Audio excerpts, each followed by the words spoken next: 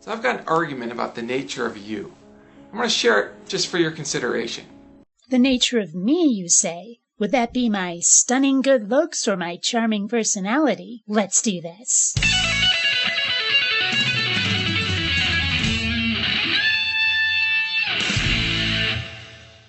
Greetings, fellow space travelers. BionicDance here. How refreshing it is to have someone new to respond to. It seems like for the last year or so it's been the same 5 or 6 guys. While Josh Rasmussen here doesn't come right out and say it, he's basically going to argue for the existence of the soul. The first premise is that you are aware of some of your thoughts and not aware of any material states in your brain.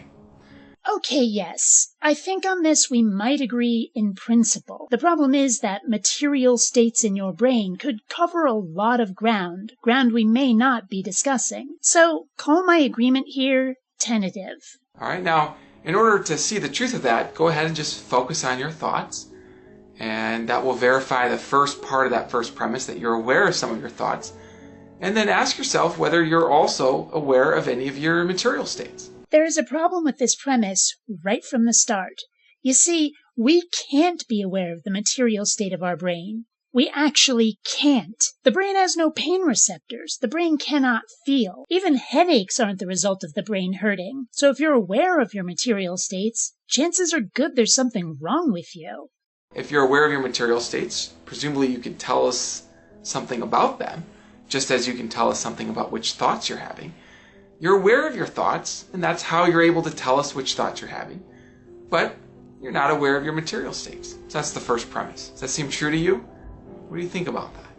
What I think is that you need to do more research before you start trying to make your argument. All right, well, here's the second premise. If you are aware of your thoughts and not your material states, then those thoughts that you're aware of are not the same as any material states. Now, the second premise is verified just by a basic principle of identity. The principle just says this, that if A is in fact identical to B, they're one and the same thing, then whatever's true of A has got to be true of B, because they're one and the same. And there is a rather severe problem with this premise as well. You see, B, the brain, causes A, the thoughts. They're not actually one and the same. And you don't need to be aware of something for it to be the case. I'm not aware of my hair growing. I can't feel it doing so. And yet I can see the effects of that growth over time. I can tell that it is happening. I'm not aware of various changes to gases inside my lungs, and yet I know that's happening too. Being does not necessitate awareness. Right? So if your thoughts that you're aware of just are material states, then by being aware of those thoughts, whatever's true of those thoughts should be true of some material state. Well, here's something that's true of those thoughts, that you're aware of them. But by the first premise, you're not thereby aware of any material states in your brain. And here's a problem with this reasoning. The word aware. The way he's using it, he seems to think that we must feel to be aware, that knowledge itself is not enough. I have epilepsy. It's a funky sort of epilepsy that's triggered by chemical intake. That's right. Eating certain foods gives me seizures. And you do not want to hear the list of what I can't eat. It's depressing. This is caused by a hole in my brain, the left mesial temporal lobe. That's the language center, by the way. So words and definitions, concepts and their designations, and names and faces are often disconnected from each other. And this is part of why I won't do live internet debates, because I'll spend a large amount of the time looking up words and concepts that I should know, that at one time I did know, but forgot. Now, this hole will fill up with fluid and then release all at once, causing the seizure. I'm not aware of this hole in my brain, and I'm certainly not aware of the fluid filling up this empty pocket. And yet, from multiple MRI examinations, I'm aware that it's there. So in one sense, I'm quite aware of that physical malformation. And yet, in another sense, I'm not. And yet, either way, it's my physical brain that causes my seizures, my change in awareness and experience. This would certainly suggest that my thoughts and my brain, if not actually being one and the same, are inextricably linked. And so, it follows then that your thoughts, the ones that you're aware of, are not identical to any material states. At least not any in your brain. Now, presumably, if they were identical to a material state, they'd be identical to a material state in your brain. So then it's reasonable to then have the corollary, your thoughts just are not material at all. What do you think about that argument? I mean, is that too simple? No, that's way too easy a cheap shot. Let me tell you what is the most common objection that I'm aware of, and then why I don't think the objection succeeds. So the most common objection is that this whole argument is really based on a fallacy. To help us to see the fallacy, imagine that Lois Lane sees Clark Kent and says, well, I'm aware of Clark Kent, but I'm not aware of Superman. And then by the principle of identity, therefore, Clark Kent is not Superman. We'd say that argument's misleading, in fact, fallacious. Why is that? Well, because just by being aware of Clark Kent, she actually is aware of Superman, but she just doesn't realize it. And here we again run up against the word aware and the problem of its ambiguity. Because while Lois Lane may be aware of the being that is Superman, she lacks sufficient knowledge to recognize what she's seeing. Apparently, glasses and a suit are enough for her to not recognize someone's face. But because of the ambiguity of what we're asking when we inquire whether or not someone is aware, we're suddenly in straw man fallacy country, whether intentionally or not. And in the same way, perhaps what's going on is that when you're aware of your thoughts, you really are aware of your brain states, but you just don't realize it.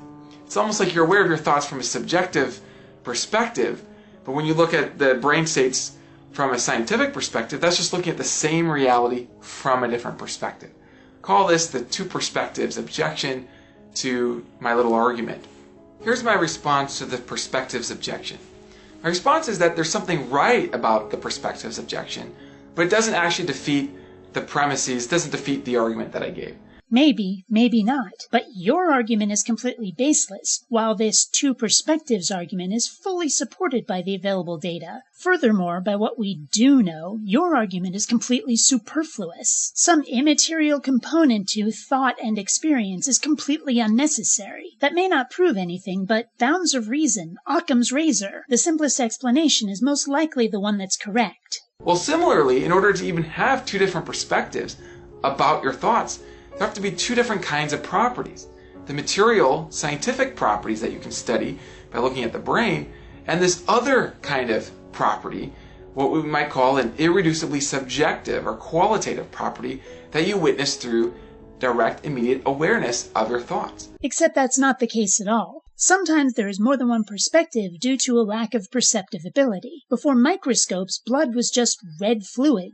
We didn't know anything about cells or plasma, but our perspective did not change reality. Our subjective perspective cannot change the properties of something. Sometimes we can just plain be wrong, fooled, or ignorant of certain facts. And what this shows is that, although so far as the argument goes, it might be that there is a common reality that has these two different kinds of properties, the material and the subjective. The material properties don't provide a complete description of the reality. There's something in addition to reality than the material states of you. There's something that you have access to, your subjective qualities, and those are very interesting because they can't be accounted for purely in terms of a material description. Except that's not true at all. Even the most cursory research can bring one to studies about the brain and the self and how damage to one can affect the other. Of course, there are other studies that suggest that an intact cerebral cortex isn't necessary for a sense of self, but it's clear that without one, that self-awareness is greatly reduced, often down to little more than stimulus response. I'd love to see what you think. Does the argument convince you? Do you think that you're just material?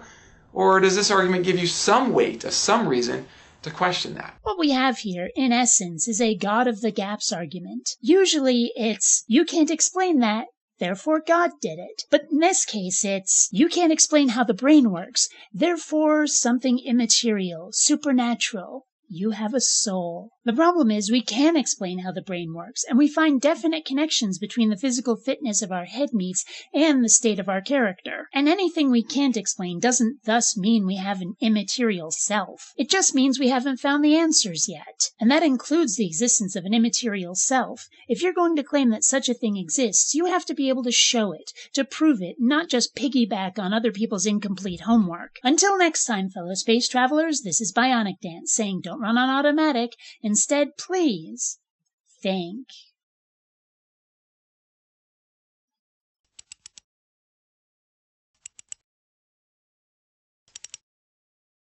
You know, Dewey, we wouldn't have to do this if I had more Patreon patrons. Just saying.